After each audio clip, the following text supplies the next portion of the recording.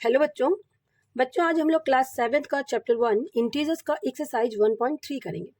1.3 में हमें basically division of integers सीखना है।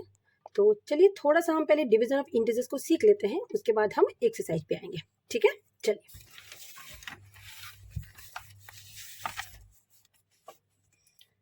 Division of integers. ओके, सो बच्चों देखो, सबसे पहले आपको ये याद रखना है कि जब भी आप दो इंटीजर को डिवाइड करते हैं तो आपको उसका साइन याद रखना पड़ेगा। साइन क्या कि अगर प्लस वाले इंटीजर को माइनस वाले इंटीजर के साथ डिवाइड करोगे तो आंसर आपका माइनस में आएगा। माइनस वाले इंटीजर को प्लस वाले इंटीजर के साथ डिवाइड करोगे तो भी आंसर माइनस में आएगा। दोनों माइनस वाले इंटीजर को अगर आप डिवाइड करोगे तो आंसर प्लस में आएगा, और दोनों प्लस वाले इंटीजर को डिवाइड करोगे तो भी आंसर प्लस में आएगा। ये चीज़ें आपको याद रखनी है कि इंटीजर्स को हमें डिवाइड कैसे कैसे करना है। ठीक है, तो इसी पर बेस्ड है हमारा क्वेश्चन और एक्सरसाइज 1.3। ज़्यादा कुछ इसमें हमें समझाना नहीं है, तो चलिए आते हैं 1.3 पे। ठीक है, एक्सरसाइज 1.3। ठीक है, क्वेश्चन नंबर 1 है कि evaluate each of the following. इनको इवेल्युएट कीजिए, यानी इनकी वैल्यू निकालिए।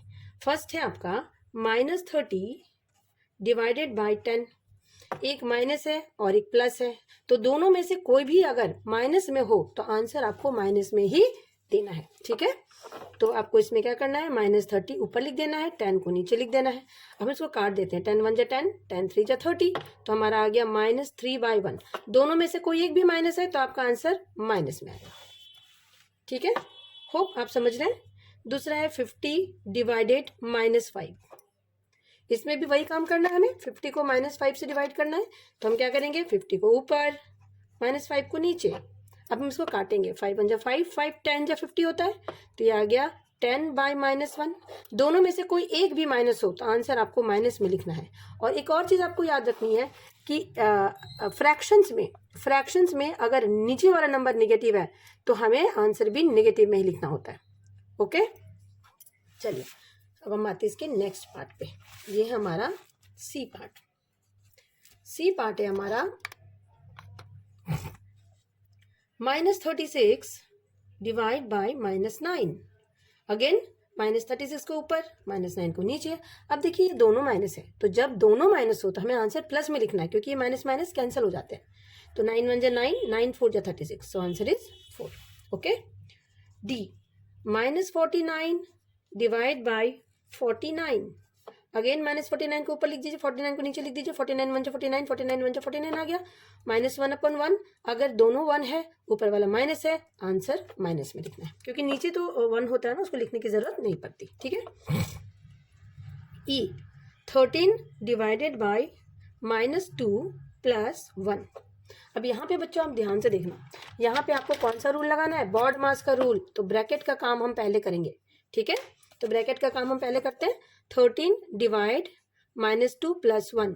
जब एक माइनस और एक प्लस में हो तो हम माइनस करते हैं, साइन बड़े नंबर का लगाते हैं। तो हम माइनस कर दीजिए 2 में से 1 को, 1 आ गया साइन बड़े नंबर का, तो -1। Now it is 13/-1। ये निगेटिव जो होता है वो अपने आप ऊपर को चला जाता है, इसलिए आंसर -13। ठीक है, इसमें आते हैं हम नेक्स्ट क्वेश्चन पे, और हमारा नेक्स्ट क्वेश्चन है question number F। 0 divided by -12। तो आपको क्या करना है, चलिए इसको बनाते हैं।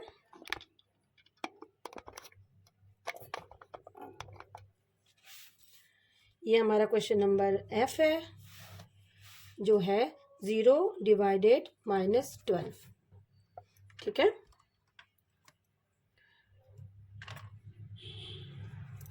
जीरो को ऊपर लिख दीजिए, -12 को नीचे लिख दीजिए।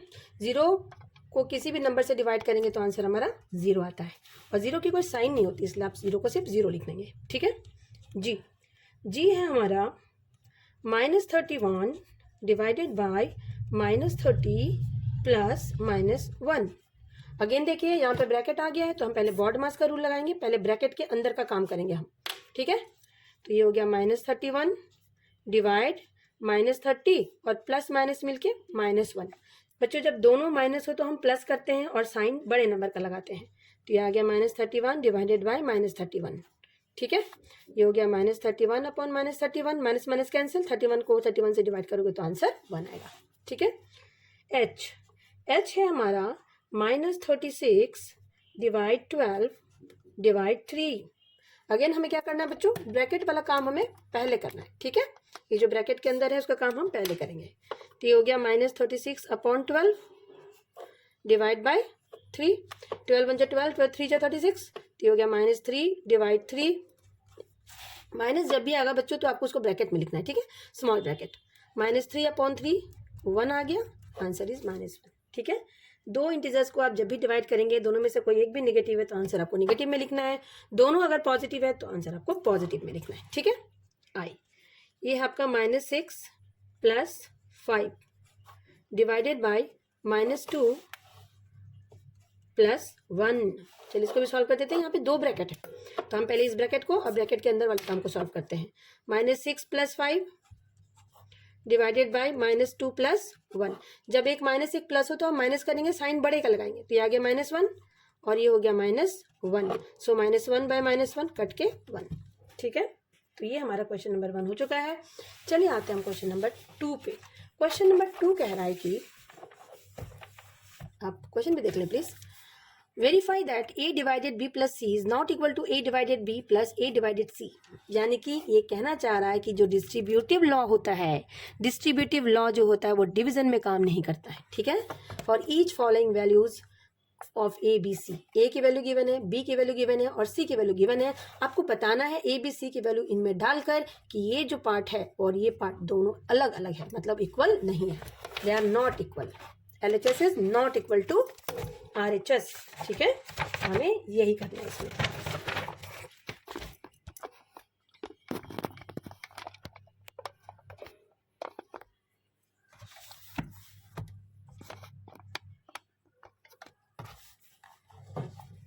क्वेश्चन नंबर 2 हमें इसमें वेरीफाई करना है। वेरीफाई क्या करना है बच्चों, वेरीफाई करना है कि a divided b + c is not equal to a divide b + a divide c। मतलब डिस्ट्रीब्यूटिव लॉ डिवीजन में काम नहीं करता है, it is not followed in division. Okay, so let us do it. आपका इसमें a b और c की वैल्यू गिवन है। फर्स्ट पार्ट में आपका a है 12, b है -4 और c है 2। ये फर्स्ट पार्ट में a b और c की वैल्यू गिवन है। ठीक है, तो ये देखिए बच्चों, इधर वाला LHS है और इधर वाला RHS है। तो हम पहले LHS की वैल्यू निकालेंगे लेफ्ट हैंड साइड की, और देन हम राइट हैंड साइड की वैल्यू निकालेंगे और हम देखेंगे, दिखाएंगे कि LHS is not equal to RHS है। ठीक है, तो लेफ्ट हैंड साइड क्या है, a divide b + c। a की वैल्यू लिख दीजिए 12 डिवाइड b की वैल्यू लिख दीजिए -4 और c की 2। सारे वैल्यूज हमने डाल दिए, a की 12, b की -4, c की 2। ठीक है, तो ये हो गया आपका 12 डिवाइड, पहले हम ब्रैकेट के अंदर का काम करते हैं, एक माइनस है और एक प्लस है, तो जब भी एक माइनस एक प्लस हो तो हम माइनस करेंगे और साइन बड़े नंबर का लगाएंगे। ठीक है, तो 4 को 2 से माइनस कीजिए, 2 आएगा, बड़े नंबर का साइन यानी -2। ठीक है, तो आपका ये आ गया 12 अपॉन -2, 2 1 2, 2 6 12, सो आंसर इज -6। ठीक है, इसका हम RHS को भी सॉल्व कर लेते हैं।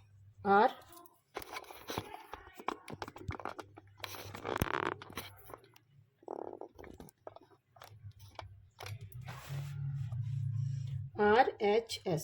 ठीक है, RHS हमारा है a divide b + a divide c। चलिए a की वैल्यू लिख देते हैं 12 डिवाइड b की वैल्यू -4, फिर प्लस a की वैल्यू 12 डिवाइड c की वैल्यू 2। ठीक है, अब 12 को 4 से डिवाइड कीजिए, 12 अपॉन -4 प्लस 12 अपॉन 2, 4 1 4, 4 3 जा, सो आंसर इज -3, 2 1 2, 2 6 जा, और ये 6। आंसर आपका क्या आ गया 3। एक माइनस एक प्लस है ना, तो हम माइनस करेंगे, साइन बड़े का लगाएंगे, 3 आ गया। यहाँ पे -6 आया था, तो हम कह सकते हैं कि LHS is not equal to RHS, क्योंकि LHS और RHS सेम नहीं है। देयरफॉर, इस सिंबल को बच्चों देयरफॉर पढ़ते हैं, नीचे 2 डॉट और ऊपर 1 dot. Therefore a divide b + c is not equal to a divide b + a divide c। Hence verified, हमें क्या लिखना पड़ेगा, हेंस वेरीफाइड, यहाँ तक। ओके, चलिए इसी का एक बी पार्ट है, वो भी कर लेते हैं। बी पार्ट में a की वैल्यू कितनी गिवन है, -10, b की वैल्यू है 1 और c की वैल्यू भी 1 है। इसमें भी हम वही करेंगे, पहले लेफ्ट हैंड साइड लिख लेते हैं, a divide b plus c। So a की वैल्यू -10 लिख दीजिए, b की वैल्यू 1, c की वैल्यू भी 1। सो ये हो गया -10 divide 1 + 1 = 2, so -10/2, 2 1 2, 2 5 10, so answer is -5। ठीक है, इसका RHS भी सॉल्व कर लेते हैं। RHS जो है हमारा a divide b plus a divide c। ये कितना है बच्चों, -10, डिवाइड कर दीजिए 1 से, प्लस a कितना है -10, इसको भी अगेन 1 से डिवाइड कर दीजिए। तो ये हो गया -10 और ये भी हो गया -10। ठीक है, तो आपका आ गया -10 minus plus -10, so answer is -20। तो ये हो गया आपका -20। ठीक है, तो ये हमारा हो गया है और हमने दिखा दिया है कि जो हमारा LHS है वो RHS के इक्वल नहीं है, इसीलिए हम कह सकते हैं कि a divide b plus c is not equal to a divide b plus a divide c, hence verified, इसलिए ये वेरीफाई हो चुका है। तो बच्चों जब भी आपको ये वेरीफाई वाला क्वेश्चन आएगा तो ये 3 मार्क्स में आएगा, तो 3 मार्क्स के लिए आपको थोड़ी सी मेहनत करनी पड़ेगी। ठीक है, चलिए आते हैं क्वेश्चन नंबर 3 पे। हमारा क्वेश्चन नंबर 3 है, ये देखिए, fill in the blanks, 369 divide dash is equal to 369। बहुत ही इजी सा है ये एक्सरसाइज, चलिए इसको हम कर लेते हैं। ठीक है, बस बेसिक्स चीजें आपको ध्यान में रखनी है, आपके सारे क्वेश्चंस अपने आप बनते चले जाएंगे। 369 divide dash is equal to 369। तो आपको पता है कि अगर किसी भी नंबर को हम किस नंबर से डिवाइड करेंगे कि हमें वही नंबर मिले, ऑब्वियसली आपको उसको 1 से डिवाइड करना पड़ेगा। 1 को आप किसी भी नंबर से डिवाइड करोगे तो आपको सेम नंबर मिलेगा। b है आपका -75 डिवाइड डैश इजल टू -1। यहाँ पे आपको -1 चाहिए, इसका मतलब आपको इसको 75 से डिवाइड करना पड़ेगा। c है हमारा -206 डिवाइड डैश इजल टू 1। -206 को किससे डिवाइड करोगे कि 1 है, आपको सेम नंबर को सेम नंबर से डिवाइड करना पड़ेगा तभी 1 आएगा, इसलिए यहाँ पे भी -206। ठीक है, d है हमारा -87 डिवाइड डैश इजल टू 87। यहाँ पे हमें पॉजिटिव चाहिए, इसका मतलब आप इसको किससे डिवाइड करोगे, -1 से, क्योंकि माइनस माइनस कट जाएगा और 87 को 1 से डिवाइड करोगे तो आपको 87 ही मिलेगा। Dash divide 1 equal to -87। तो आप 1 से किसी भी नंबर को डिवाइड कीजिए तो आपको वही नंबर कब मिलता है, जब आप उस नंबर से 1 को डिवाइड करते हैं। EF dash divide 48 is equal to -1। यहाँ पे आपको -1 चाहिए, इसका मतलब ये -48 होना चाहिए। ठीक है, क्योंकि -48 को 48 से डिवाइड करोगे तो क्या आएगा, 1 आएगा, और चूंकि दोनों में से एक माइनस है तो आंसर भी आपका माइनस में आएगा। 20 divide dash is equal to -2। 20 को किससे डिवाइड करोगे कि -2 आए, ऑब्वियसली 20 को आपको -10 से डिवाइड करना पड़ेगा, क्योंकि 10 2 जा 20 होता है। ठीक है, dash divide 4 is equal to -3। तो आप किस नंबर को 4 से, यानी इन दोनों को मल्टीप्लाई करके आपको लिखना पड़ेगा। ठीक है, 4 3 12, सो आंसर इज -12। ठीक है, तो आपका ये क्वेश्चन नंबर 3 भी हो गया है। चलिए आते हैं हम क्वेश्चन नंबर 4 पे। हम थोड़ा जल्दी जल्दी कर रहे हैं ताकि सेशन थोड़ा लंबा ना हो। Write 5 pair of integers AB such that A divided by B is equal to -3. One such pair is 6 - 2 because 6 divided by -2 gives -3. Okay, तो आपको ऐसे 5 और पेयर्स बनाने हैं जिसमें 2 नंबर्स को डिवाइड करके आपका जो आंसर आएगा वो -3 आना चाहिए। ठीक है, तो हमारी मर्जी, हम कुछ भी, ऐसे तो बहुत सारे क्वेश्चंस बन सकते हैं, है ना। हमें क्या करना है, 2 नंबर को a और b को डिवाइड करके -3 लाना है। आपको बस ये याद रखना है, आपको a और b सिलेक्ट करना है। ठीक है, तो अगर हम a को 30 ले लें, ठीक है, और b को -10 ले लें, देखिए करके 30 को 10 से डिवाइड कीजिए, 10 3 जा 30, -3 आ गया, तो एक आंसर हो गया हमारा ये, a इज 30, b इज -3। अगर हम a को 15 ले लें और b को -5 ले लें, तब भी हमारा आंसर आ जाएगा। देखिए 15 को -5 से डिवाइड कीजिए, देखिए आंसर आ जाएगा, 15 डिवाइड -5 इज इक्वल टू -3। इसमें भी हम कर सकते हैं 30 डिवाइड -10, तो ये आ गया -3। ठीक है, वैसे हम a को 6 ले लेते हैं और b को 6 का तो एक क्वेश्चन में दिया हुआ है तो हम 6 नहीं लेंगे, कुछ और ले लेते हैं। ठीक है, 24 ले लेते हैं, a को 24 और b को -8। ठीक है, तो देखिए 24 बाई -8, 8 3 या 24, -3 आ गया आंसर। वैसे a को आप कुछ भी ले सकते हैं, आपकी मर्जी है कि आपका 60 ले लीजिए और b को -20 ले लीजिए।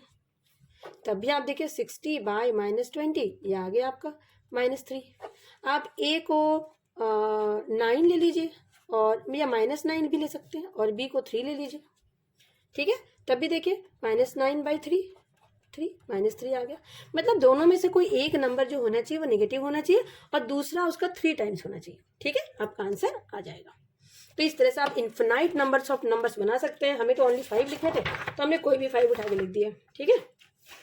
आप और 5 बनाने की कोशिश करें। मैं आपको काम दे देती हूँ कि राइट मोर सच पेयर्स, राइट 5 मोर सच पेयर्स, ये आपका होमवर्क है। आप कर लें इसको और मुझे कमेंट बॉक्स में बता दें।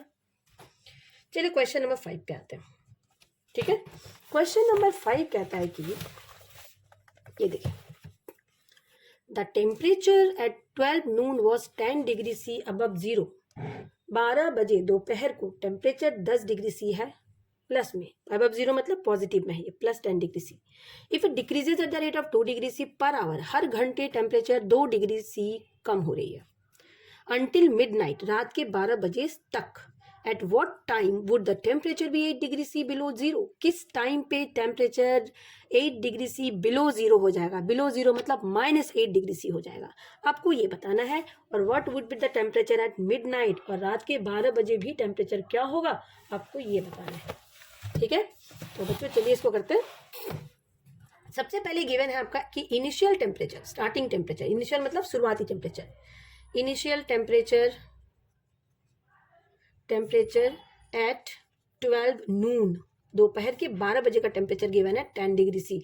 अबव 0 मतलब ये प्लस में है, ठीक है, 0 से ऊपर है। तो change in temperature per hour, change in temperature per hour, हर घंटे हमारा जो टेम्परेचर है वो कितना चेंज हो रहा है, -2 डिग्री सी, ठीक है। तो हम लिखेंगे टेम्परेचर एट अब 12 noon की बात कर रहा था ये, तो 12 noon के बाद अब क्या होगा, दोपहर को 12 बजे, तो 1 घंटे बाद क्या बजेगा, फिर 1 बजेगा, तो 1 PM लिख दीजिए। 1 PM में टेम्परेचर कितना हो जाएगा, 10 degree C plus -2 degree C, so this will be 8 degree C. Then again temperature at 2 PM, आप पूरा लिखिएगा, मैं तो बस डॉट बना दे रही हूँ, और ये हो जाएगा 8 degree C plus -2 degree C, this will be 8 - 2 that is 6 degree C, ठीक है। फिर टेम्परेचर एट 3 PM, ऐसे हम करते जाएंगे, 6 plus -2, so this is 4 degree C. Temperature at 4 PM, 4 degree C plus -2 degree C, so this will be 2 degree C, ठीक है। Again temperature eight 5 PM, ऐसे हम थोड़ा निकाल लेते हैं ताकि आपको समझने में आसानी हो। 2 degree C plus -2 degree C, तो ये हो जाएगा 2 - 2 यानी 0 डिग्री सी। 5 बजे टेम्परेचर कितना हो जा रहा है बच्चों, 0 डिग्री सी। टेम्परेचर है 6 PM, 6 PM में हो जाएगा 0 degree C plus -2 degree C, so answer will be -2 degree C. Temperature at 7 PM निकाल लेते हैं ऐसे ही, -2 degree C plus -2 degree C, so this will be -4 degree C. Temperature at 8 PM is equal to -4 degree C plus -2 degree C, so this will be -4 - 2 यानी -6 degree C, ठीक है। Temperature at 9 PM, -6 degree C plus -2 degree C, this will be minus plus minus हो जाएगा, तो -6 - 8 degree C, ठीक है। उसके बाद आ गया आपका टेम्परेचर विल बी, अब यहाँ पे आपसे यही पूछ रहा था कि कब टेम्परेचर 8 डिग्री सी बिलो 0 हो जाएगा, यानी वो -8 डिग्री सी की ही बात कर रहा था। तो कब हो रहा है बच्चों, ये 9 PM को। तो हम यहाँ पे यही लिखेंगे कि देयरफॉर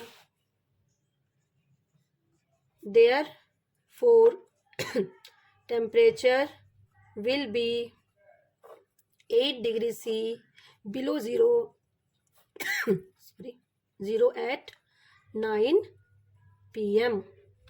9 PM को हमारा जो टेम्परेचर होगा वो -8 डिग्री सी यानी 8 डिग्री सी बिलो 0 हो जाएगा, ठीक है। अब ये कह रहा है कि it will take 12 hours to be midnight after 12 PM, यानी कि दोपहर के 12 बजे से रात के 12 बजे का टाइम पूछ रहा है आपसे। तो हम फिर से लिखेंगे कि टेम्परेचर एट 10 PM क्या हो जाएगा, 10 PM हो जाएगा -8 degree C minus 2 degree C plus -2 degree C, -10 degree C. Again temperature at 11 PM क्या हो जाएगा बच्चों, -10 degree C plus -2 degree C, so this will be -12 degree C. Temperature at 12 PM ये हो जाएगा -10 degree C plus -2 degree C and this will be -14 degree C. ये आपका question number second part का आंसर था कि temperature at mid night will be, mid night मतलब 12 PM, इसी को हम मिड नाइट बोलते हैं, मिड नाइट। तो टेम्परेचर एट मिड नाइट कितना हो गया हमारा, -14 डिग्री सी। यही पूछ रहा था कि मिड नाइट को अगर इसी रफ्तार से टेम्परेचर गिरती रही तो रात के 12 बजे टेम्परेचर क्या होगा, तो हम लिख देंगे temperature at midnight that is at 12 PM will be -14 degree C. So ये था हमारा क्वेश्चन नंबर 5 जो हमने कर लिया।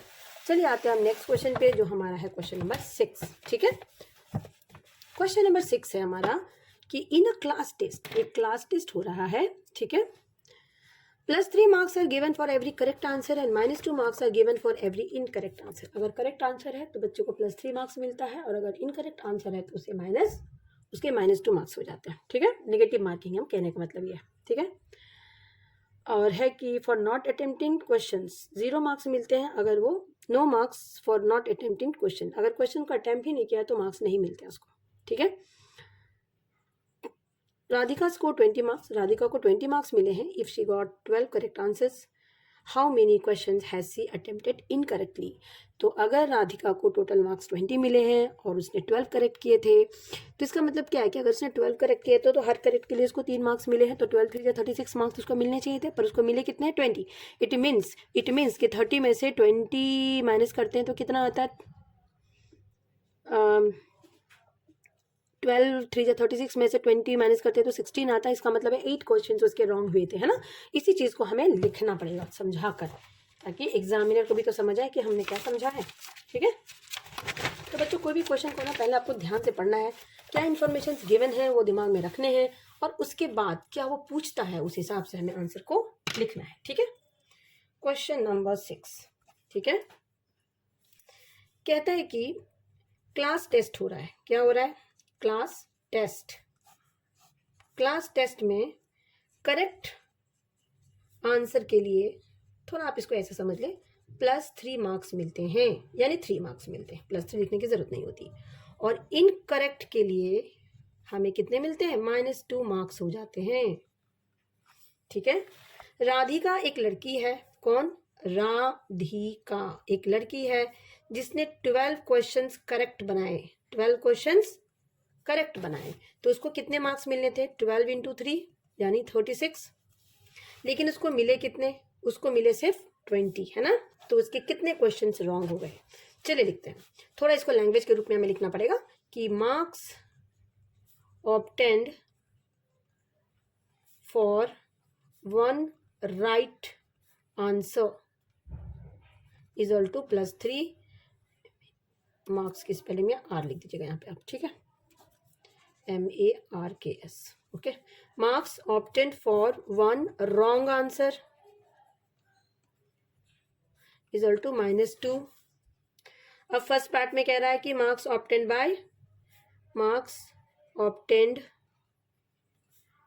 बाय राधिका। राधिका को कितने मार्क्स मिले बच्चों, 20। तो marks obtained for 12 correct answers, 12 correct answers के लिए उसको कितना मिलना था, 12 × 3 यानी 36 मार्क्स मिलने थे उसको, लेकिन मिले कितने, 20 मिले उसको। तो marks obtained for incorrect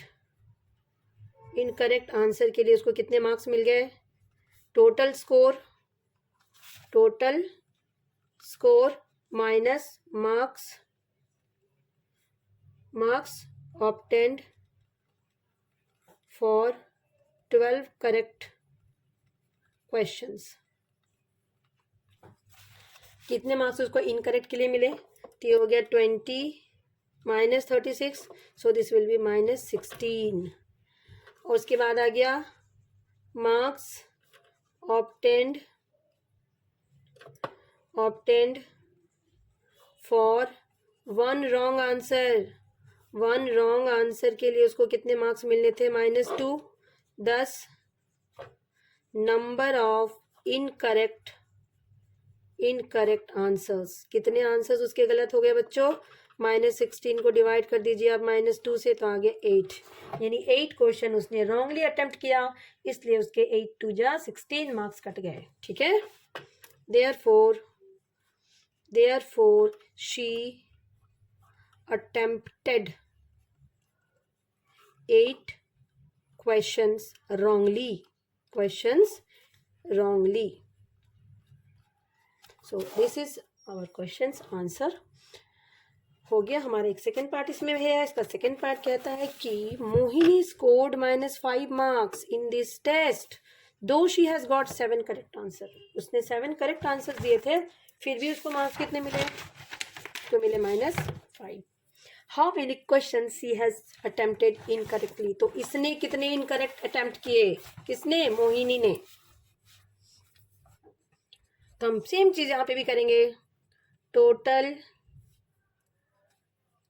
score bye Mohini को कितना स्कोर मिला बच्चों? -5 मार्क्स फॉर करेक्ट आंसर। उसको कितने मिलने थे? करेक्ट आंसर उसने कितने किए थे? 7, तो 7 3 जा उसको 21 मार्क्स मिलने थे। Again marks obtained for incorrect answers के लिए इसको कितने मार्क्स मिले? तो total score minus marks obtained for 12 correct questions. So total score इसका कितना है? -5 -21 यानी -26। ठीक है, अब आगे आपका marks obtain for 1 wrong answer. Marks obtained for 1 wrong answer के लिए कितने मार्क्स मिलने थे? -2। 10 नंबर ऑफ इनकरेक्ट आंसर्स, तो उसके कितने नंबर ऑफ इनकरेक्ट आंसर्स हो गए? -26 को डिवाइड कर दीजिए -2 से, आ गया आपका 13, यानी उसने 13 इनकरेक्ट क्वेश्चन बनाया, जिसकी वजह से 13 2 26 मार्क्स उसके कट गए और उसको मिलने थे 21 में से 26 माइनस हो गए, तो -5 मिल गया उसको। Therefore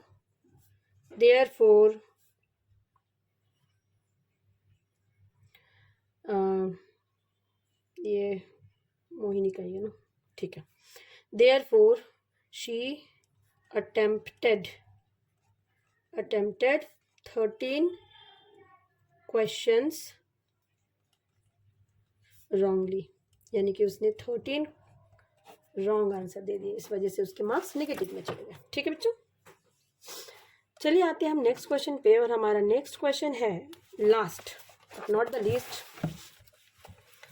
An elevator descends into a mine shaft at the rate of 6 meter per minute. If the descent starts from 10 meter above the ground level, how long will it take to reach -350 meter? Question कहता है कि एक elevator है, वो descend कर रहा है into mine shaft at the rate of 6 metre per minute. 1 minute में वो 6 मीटर नीचे आ रहा है। ठीक है, if the descent start from 10 metre above the ground, अगर डिसेंट स्टार्ट होता है 10 मीटर अबव द ग्राउंड से और वो नीचे की तरफ आ रहा है -30 मीटर 350 मीटर, तो टोटल डिस्टेंस उसको how long it will take to reach, कितना टाइम लगेगा उसको उस जगह तक पहुंचने के लिए। तो बच्चों इसको ना थोड़ा सा मैं इसको आपको फिगर से समझाना चाहती हूँ। देखिए, मान के चलिए इस तरह से आपका ही कुछ, ये मान लीजिए 0 है। ठीक है, ये ग्राउंड है और ग्राउंड के ऊपर यहाँ +10 है। यहाँ से माइन शाफ्टिंग स्टार्ट होती है +10 मीटर से, और वो जाती है नीचे की तरफ। कहाँ तक? ठीक है, ये नीचे की तरफ जा रही है। वो कहाँ तक जा रही है नीचे की तरफ? वो यहाँ तक मान ली चली जाती है, -350 मीटर डाउन तक चली जाती है। और वो कह रहा है कि वो कह रहा है कि 1 मिनट में वो माइन शाफ्ट 6 मीटर नीचे जाती है, 1 मिनट में 6 मीटर नीचे जाती है। तो इतना मीटर निगेटिव -350 मीटर नीचे जाने के लिए उसको कितना टाइम लगेगा? तो देखिए 0 से ऊपर ये 10 मीटर है और 0 के नीचे ये 350 मीटर है, तो टोटल डिस्टेंस क्या हो जाएगा यहाँ से यहाँ तक? ये डिस्टेंस प्लस ये डिस्टेंस हो जाएगा, है ना। ये टोटल डिस्टेंस क्या हो जाएगा? ये डिस्टेंस प्लस ये डिस्टेंस, यानी ये टोटल डिस्टेंस हमारा 350 10 -350 प्लस 10 यानी 360 मीटर हो गया। ये चीज़ आपको ध्यान में रखनी है, ठीक है। चलिए थोड़ा इसको लिखते हैं हम लोग, है ना, कि distance descended is denoted by